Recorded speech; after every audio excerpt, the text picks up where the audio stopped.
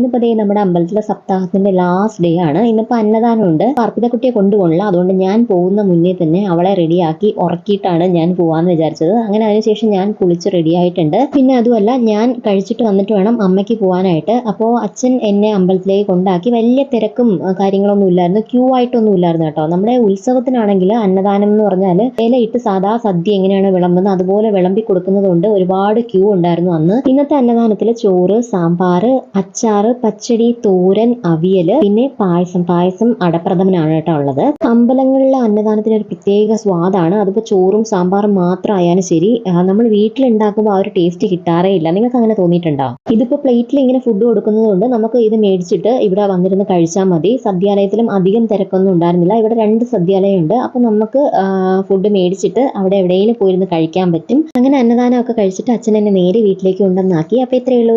By.